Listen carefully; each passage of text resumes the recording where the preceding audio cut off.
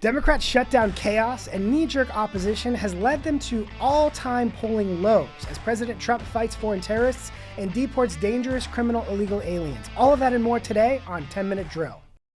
Everybody get up, get up. The story of America is the story of an adventure. I can hear you. The rest of the world hears you. We are a nation under God, and I believe God intended for us to be free. When we last spoke, House Republicans had just passed a bill to fund the government. Soon after, Leader Schumer in the Senate announced that Democrats were going to be shutting down the government. Republicans do not have the votes in the Senate to invoke cloture on the House CR. That led to a flurry of activity, Republicans launching a Schumer shutdown campaign and a lot of coverage of Leader Schumer not really having any cards to play. But he had riled up the base, they had sharpened their pitchforks and lit their torches, and they were ready to shut down the government. Within about 24 hours, Schumer seemed to look around and see he didn't really have a path out of this. They could try and delay, they could shut down the government, but in the end, their best case scenario was going to be to pass the government funding bill that had just passed over from the House.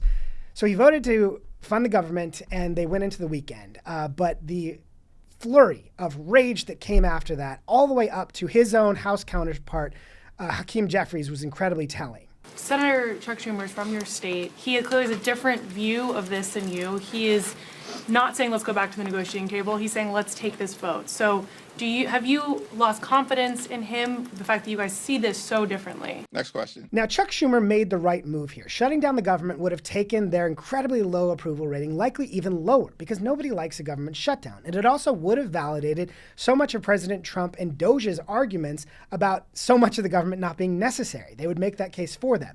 Two big mistakes that the Democrats made in this fight. First, they convinced their base that this continuing resolution was something it wasn't. They convinced their base that by stopping this continuing resolution, they could somehow stop Trump and Elon. That's not what it was. This was a clean continuing resolution that was continuing spending policy passed from under President Biden. Republicans wanted to simply pass this to keep the government funding so they could live to fight another day. The second big mistake that Democrats made was convincing their base that they had power to do something about it that they didn't have. Brendan Buck wrote a really smart piece about this in the New York Times. He worked for two Republican speakers and constantly saw this dynamic. If you convince your activist base that you have powers that you don't have, they're going to perpetually be angry. And that anger and rage led us into a weekend where we got a ton of new polling that showed how people feel about Democrats right now. Brand new exclusive CNN poll that paints a brutal reality for Democrats as they struggle to mount a unified opposition to President Trump. Americans' favorable views of the Democratic Party's brand are at a record low, just 29%. These all-time low numbers come at the same time as Democrats are really struggling without a leader. Another CNN poll question asked Democrats who they think best represents their party.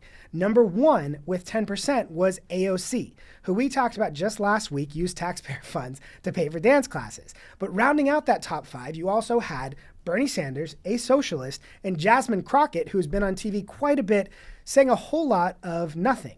And if you go way down that list, at 2%, you have Gavin Newsom, who, despite a fascinating new podcast, is not seeming to break through. But then also Tim Walz, who was the Democrats' VP nominee just a few months ago, who with 1% clearly isn't really winning anybody over, but that's not stopping him from going on a new tour. Can you imagine if President Barack Obama had brought his unelected African friend to cut? You know what I mean? One of the toughest visuals of this current meltdown for Democrats is that Chuck Schumer just announced yesterday that he is postponing his book tour. Chuck Schumer wrote a book about needing to fight against anti-Semitism. So he's postponing a book tour about stopping anti-Semitism because of threats and concerns about his own safety after voting to fund the government. I think that's quite a tough look for Democrats right now.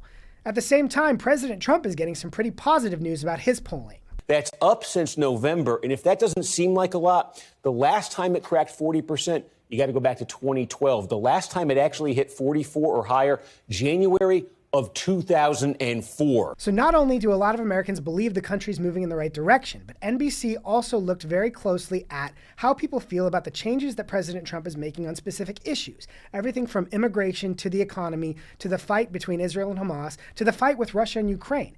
I think that as you look at this, it's surprising because if you've watched a lot of mainstream media, if you've watched an evening newscast or seen how people in Washington are talking about things, you'd think that there was a lot more fury and consternation at everything President Trump does. But these numbers show us it's a big country, and there are a lot of people who actually feel pretty good about things, how things are going right now. It might be that they've seen egg prices start to drop. It might be the gradual tick down of gas prices. I think that there are a lot of things that the Trump team would point to as positive. Now, there might be some numbers, particularly with independent voters, that are showing a little bit of softness. And I think those will shift again as the economy sorts itself out, but also as President Trump tries to make big strides on things like, the war in Russia. There was another story last week about President Biden's use of an autopen. I worked in 2 Senate offices that both had auto pens, but they were used primarily for ceremonial things and occasionally signing constituent letters, signing on bills that the member had already spoken publicly about, things that nobody would question if they were actually supportive of or not. With President Biden, the reason that this is getting some extra attention is over the last few months of his presidency, there were a number of actions taken that people did not necessarily believe were at his own behest or with President Biden's buy-in. One story about this came from Speaker Johnson, who told the Free Press that he was in a meeting with President Biden, a one-on-one meeting, and he asked President Biden, why did you pause liquid natural gas exports to Europe? This is something that climate groups had really, really pushed for and was a huge boon to Putin in Russia because, President Putin had funded most of his war by selling oil and natural gas to Europe. And by cutting off American exports to Europe, they had to go to Russia to buy more of their liquid natural gas. So when Speaker Johnson asked President Biden, why did you cut this off? President Biden said, I didn't do that. And it was clear to Speaker Johnson that he had no idea that staffers using his name had signed an executive order pausing liquid natural gas exports. And when we heard about gold bars flying off the Titanic, and when we saw all of these last-minute pardons that were incredibly controversial, even things like tweeting a constitutional amendment into ratification, none of this felt like President Biden.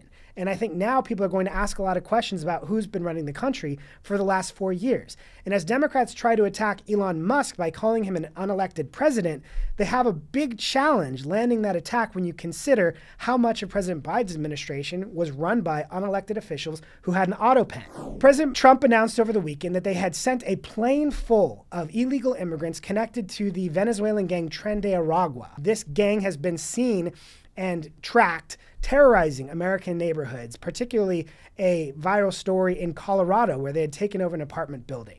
New York Times polling showed 87% of people support deporting criminal illegal immigrants. And that gets even higher when you ask about violent criminal illegal immigrants. But it was interesting to watch Democrats react to this. Now, I won't pretend to be a lawyer here. I'll leave the discussion about court orders and things like that to other much smarter people. But the politics of this are very interesting because the next day we saw Democrats like Chris Murphy from Connecticut and Jasmine Crockett go on TV and argue against this. It's a tough position to be in, but it does help explain why their approval rating is so low. When your knee-jerk reaction to anything President Trump does, whether it's deporting members of Tren De Aragua or President Trump, unbanning plastic straws, you're going to find yourself in a lot of uncomfortable territory, and that's what we continue to see with Democrats. Another thing President Trump announced over the weekend is they were taking decisive action to bomb the Houthi terrorists out of Yemen, who we know are backed by Iran. President Biden, when he came into office back in 2021, announced that they would be taking the Houthi terrorists off the foreign terrorist designation list, which really surprised a lot of people. And within a fairly short time, they began bombing American allies again, particularly after October 7th, when they started going after Israel.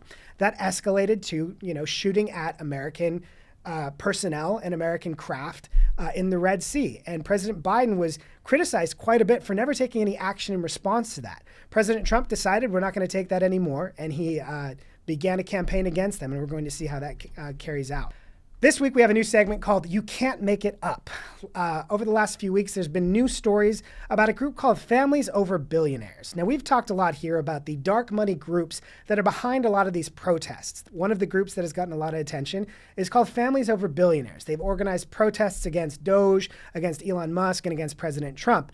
What was revealed was Families Over Billionaires is actually funded by foreign billionaire Hans-Jörg Wyss, who has gotten a lot of attention for funding just about every negative political activity in the country through the Arabella Advisors Network. So Democrats have a foreign billionaire funding their group that is intended to attack billionaires on behalf of families. Families Over Billionaires, brought to you by foreign billionaires. Thank you so much for joining us today on 10 Minute Drill. Please be sure to subscribe on YouTube. Follow us on Apple Podcasts, Spotify, social media. Tell your friends. Thanks so much for joining us.